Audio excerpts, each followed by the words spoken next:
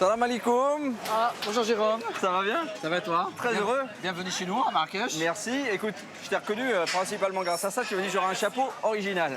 Ah, normalement, là, t'as pas raté, là. C'est quoi ce chapeau d'ailleurs? Ça vient d'où? C'est un chapeau afghan qui s'appelle un pakol. Pakol. Ouais. Je te propose un jus de fruits pour te rafraîchir. Grand plaisir. Oh, mais donc vous dégainez très vite. Merci, Chokran.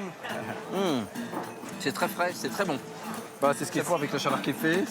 Il fait combien aujourd'hui? Là, il fait 35 degrés. Ouah. J'ai senti comme un choc en sortant de l'avion. Et là, il y a un autre choc, c'est que quand on arrive à Marrakech et qu'on vient directement place Jamel Fna, on est dans l'effervescence de la ville. Bah, c'est l'idée incontournable pour Marrakech, que ce soit pour les locaux ou pour les touristes. Tout le monde, en fait, s'y retrouve ici. C'est le cœur battant de la ville. On ne peut pas rater la place.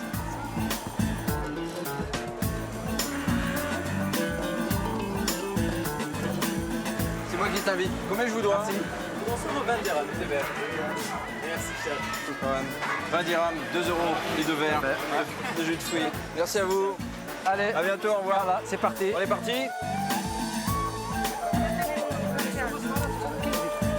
Ça sent bon la menthe. Ah oui, tout à fait. Alors toi, Saïd, tu ne travailles pas que sur Marrakech, tu as guidé les gens aussi dans tout le Maroc? Oui, moi j'ai parcouru en fait le Maroc en entier avec des groupes, Ouais. mais aussi j'ai accompagné des gens en Afrique de l'Est et Moyen-Orient. D'accord, ah oui, donc t'as pas le bourlinguer comme on dit. Oui, tout à fait, Ouais. j'ai pas mal voyagé. Là. Et tu es photographe à côté de ça aussi? Oui, ce sont deux passions en fait communes pour moi. Ouais. C'est toujours une approche humaine en fait dans mon travail. Ouais. Nombre de fois où je discute avec les gens et si je peux pas faire de photos, tant pis, au moins j'ai gagné une discussion, j'ai gagné une connaissance. Ah, c'est une belle façon de voir les choses, ça.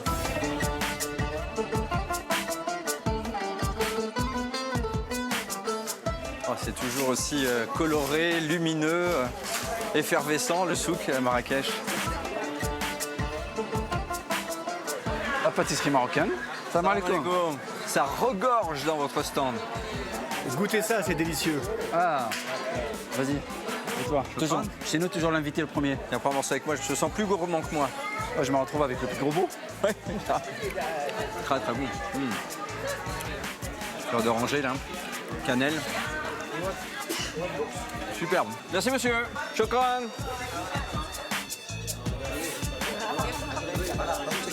Ce qui est assez difficile à Marrakech, c'est de sortir de ces zones-là très touristiques et d'arriver à découvrir des choses nouvelles. Bah, à Marrakech, il y a plein d'endroits cachés. Il faut juste oser sortir des sentiers battus, Ouais. et aller sentir la ville, découvrir, rencontrer des gens, ne pas avoir peur en fait de rencontrer les gens. Et puis les gens parlent bien français quand même ici, donc Oui. c'est plus facile pour les francophones en tout cas de lier contact.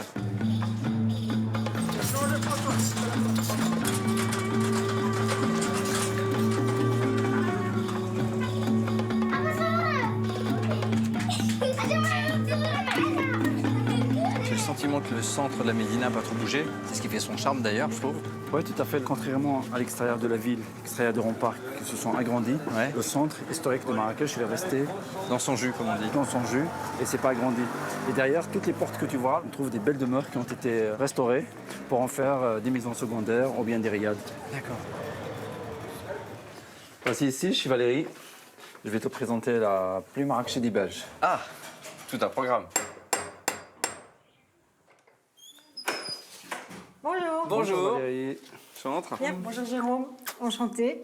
Et de même, Valérie. Bonjour, Saïd. Valérie.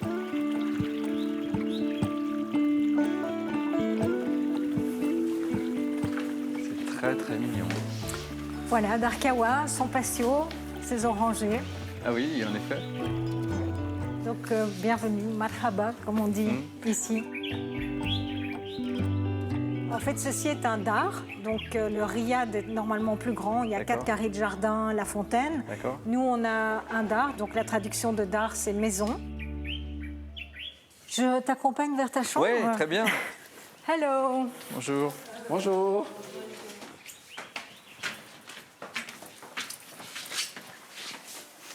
Voici ta chambre. Waouh. Donc elle s'appelle la suite Mumtaz. Ah, j'aime beaucoup.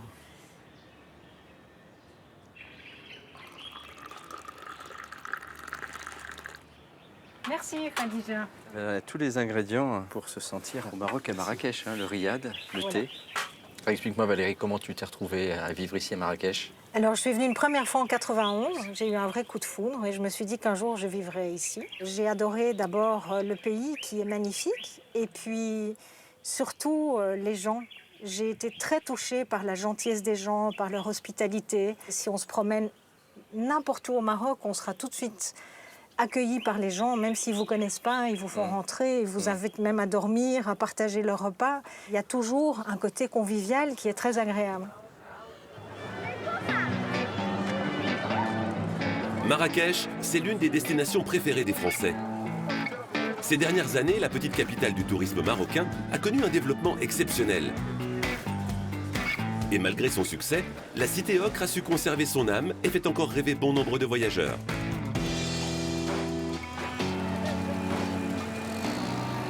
Direction Guéliz, le centre-ville de Marrakech. Alors, d'hier soir, les filles, comment ça s'est passé? Très bien. Ça va? Pas eu de couac, pas eu de problème? Bon, alhamdoulilah. Ok, très bien. Yallah, qu'est-ce qu'il y aura donc ce soir? Ce restaurant discret est pourtant une adresse réputée de Marrakech depuis 30 ans. Al Fassia a connu le succès grâce à une idée révolutionnaire pour l'époque. Depuis 30 ans, mon père a eu l'idée géniale de mettre en avant la femme marocaine. Et c'est ainsi que ma mère, qui travaillait donc à l'époque en cuisine, qui a formé son équipe, nous étions pratiquement, je crois, le premier restaurant à employer que des femmes. C'était vraiment inédit. Maintenant, évidemment, heureusement, les choses ont évolué. Vous trouvez beaucoup de chefs d'entreprise femmes qui gèrent aussi bien des restaurants que d'autres entreprises. Mais c'est ce qui faisait un peu notre fierté. Et on s'est battu pour ça, pour avoir un petit peu notre indépendance en tant que femme. Il y en a tout à l'heure. L'explosion du tourisme à Marrakech leur a permis d'ouvrir un nouveau restaurant dans la périphérie de la ville, dans le quartier d'Agdal. Il y a des grands hôtels, des noms de groupes, etc. Voilà, tout ça c'est la zone touristique. Une zone touristique en plein développement. Bonjour. Voilà ma chère sœur qui est là, elle nous attend.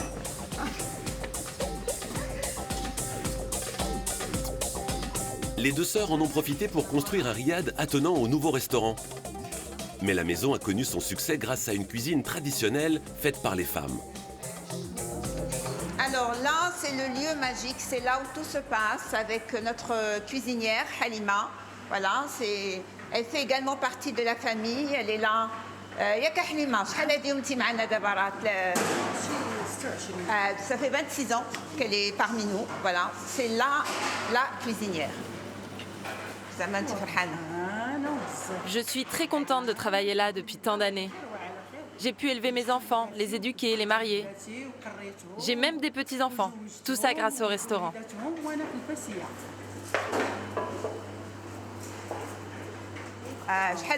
Tu en as mis combien? J'en ai mis 20, Madame Saïda. Super, bien. L'épaule d'agneau, c'est le plat le plus célèbre d'Al Fassia. C'est génial. Voilà, ça prend beaucoup de temps pour cuire, mais c'est un régal fantastique.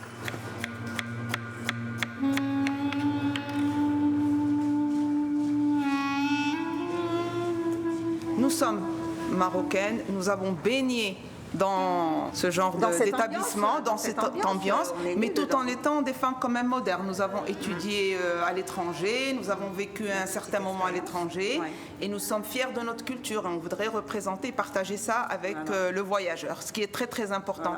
Et ne pas essayer de copier ce qui se fait en Europe, mais de leur montrer que le Maroc a une culture qui est très intéressante, une hospitalité, enfin, et qu'on devrait garder en fait.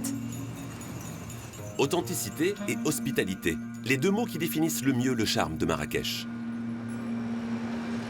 Mais pour apercevoir encore un peu plus l'âme de la ville, direction la Casbah, le quartier le plus populaire de la Médina. Ici aussi, ce sont les femmes qui ont pris en main leur destin. Des mères de famille originaires de Taroudante, dans le sud du pays, font partager leur musique tous les samedis soirs dans un petit café du quartier. Et aujourd'hui encore, un public jeune est venu en nombre découvrir ce chant ancestral. Notre public vient de Marrakech, mais aussi de partout au Maroc, Casablanca, Rabat. Nous sommes vraiment très fiers de pouvoir faire connaître notre musique à tous ces gens. Certains prennent même l'avion exprès pour venir nous voir ici dans ce petit café. C'est vraiment incroyable.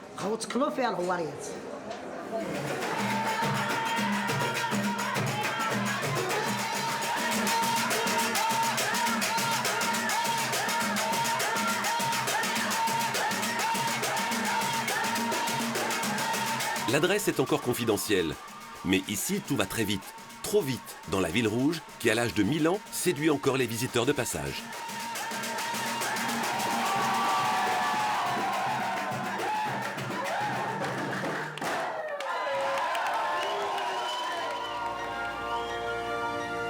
À quelques kilomètres de la Médina, on trouve aussi des adresses qui font rêver. Un palace récent, havre de paix et d'authenticité. Marrakech est aussi devenue une destination d'exception, prisée par une clientèle exigeante. Les clients viennent à Marrakech en recherche de cette authenticité, de par la gastronomie que nous offrons. Ils sont très satisfaits de l'hospitalité marocaine. J'ai beaucoup appris auprès de ma maman et ça m'a donné cette envie de partager cette passion et d'apporter à mon pays une compétence dont on a besoin. Toutes ces femmes se tournent vers l'avenir tout en restant les gardiennes des traditions. Elles sont aujourd'hui les véritables ambassadrices de Marrakech.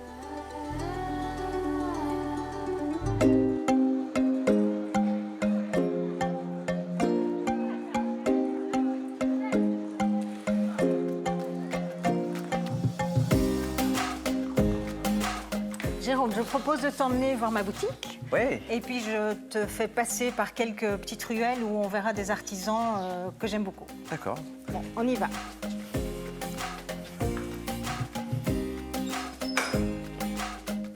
Allez le chat.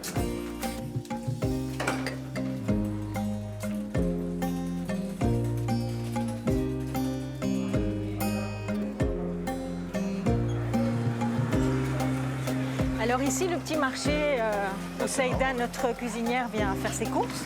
Donc ce petit marché, ils ont voulu l'uniformiser, si je puis dire, et ils ont acheté des charrettes comme ça.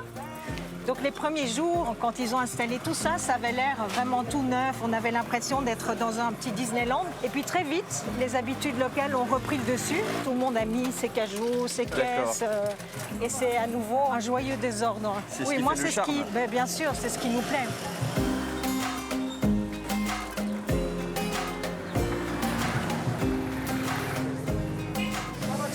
Salam alaikum. Ça va.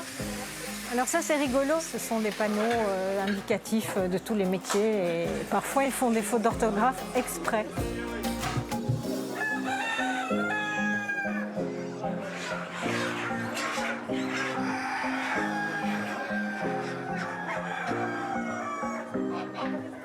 Voilà, on arrive chez Faisal, le tisserand. Salam alaikum. Salam. Bonjour Faisal. Comment ça va? Salam alaikum. Enchanté Jérôme. Enchanté Jérôme. Alors Faisal est tisserand. Il a pris l'atelier de son papa qui tissait des ceintures traditionnelles. Toujours j'ai l'idée d'avoir quelque chose à moi. Donc j'ai trouvé le métier, il y a plein de choses à renouveler, à faire.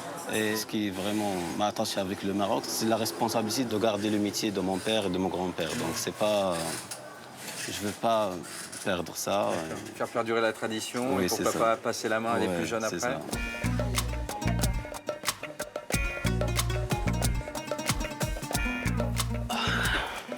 Faut être contorsionniste quand on est tisserand.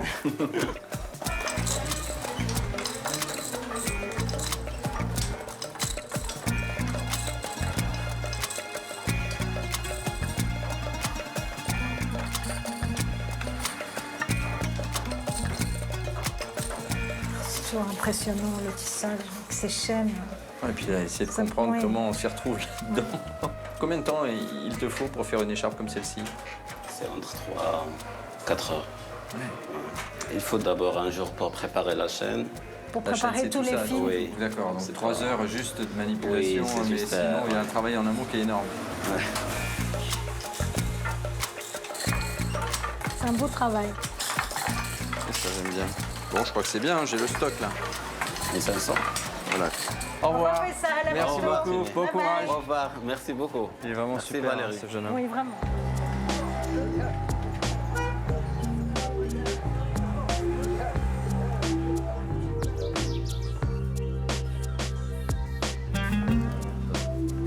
Voilà, nous sommes arrivés, la boutique est ici. Valérie Barkowski, linge de maison. Voilà. D'accord.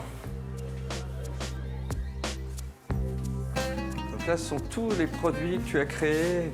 Voilà, depuis 20 ans. D'accord. C'est marrant, ces pompons, c'est typiquement marocain. Les pompons sont traditionnels au Maroc, mais on ne les voyait pas de cette manière-là à Marrakech il y a 20 ans. Originellement, c'est les femmes du Rif qui portent un tissu qui s'appelle le mendil. Et bon, quand je suis arrivée au Maroc il y a 20 ans, je suis partie en vacances du côté de Tanger, à Zila, et j'ai vu ces femmes. Et ça m'a donné l'idée de faire du linge de maison. D'accord, donc finalement, si on voit ces pompons à Marrakech... On peut penser à moi. Voilà, c'est finalement une petite Belge qui est venue avec ses idées comme ça. Voilà. Et c'est amusant, ça rappelle les chapeaux. Oui, voilà, c'est exactement ça. C'est le tarbouche marocain revisité. Avec la petite signature de Valérie, le pompon. Voilà.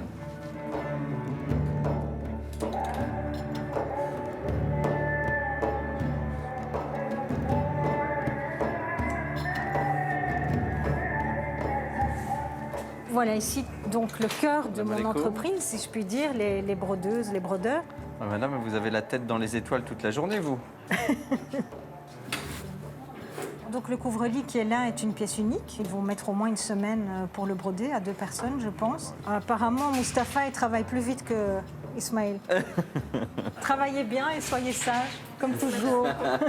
Ils ont l'air sages, hein. Oui, oui, ils sont Ils ont l'air vraiment... très appliqués. Bon courage. Au revoir. À demain.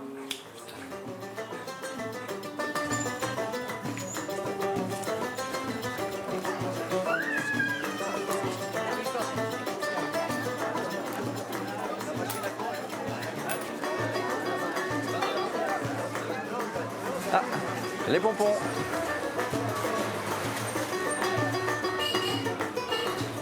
Oh là là, embouteillage. Une vraie situation de la vie quotidienne ici. Hein. Absolument. Je te propose de visiter ce lieu qui est un jardin que j'aime beaucoup. D'accord. Oh, très belle entrée. Oui, c'est vraiment un très joli lieu. Oh, joli. Oui, très joli. Alors, ce lieu s'appelle le Jardin Secret. En fait, c'est un énorme riad qui date du XVIIe siècle, qui a été abandonné pendant très longtemps. Et en fait, personne ne savait qu'il y avait un jardin aussi grand. Donc ça, c'est la première partie, c'est le petit jardin. Là, on va passer dans le grand jardin islamique. Et il est évident que depuis la rue, on ne peut pas soupçonner qu'un si grand palais soit caché ici. Ah ouais, en effet.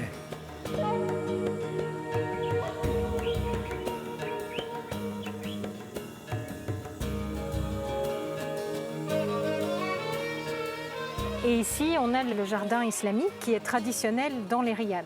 Jardin islamique, ça veut dire quoi? Alors en fait, ce sont 4 carrés de jardin avec sa fontaine au milieu. D'accord. C'est en fait la représentation du paradis.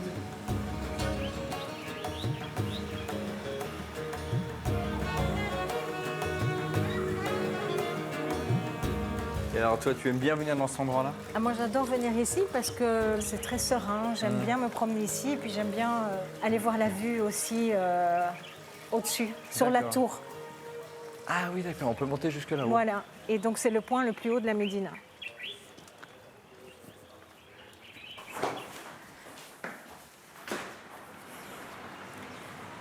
Je te laisse passer. Pardon, merci. Oh, on a une vue plongeante sur le jardin. Hein. Vraiment. Puis surtout une vue panoramique sur Marrakech.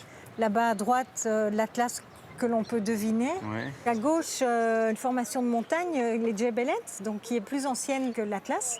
Et là, la mosquée de l'école coranique. Alors je voulais regarder un truc parce que moi j'aime bien repérer voilà, la Koutoubia qui est là. Donc ça voudrait dire que la place Jamel Fna, elle serait en face là. Voilà, elle est exactement en face. Tu vois la petite mosquée là, c'est la mosquée de Jemal Fna.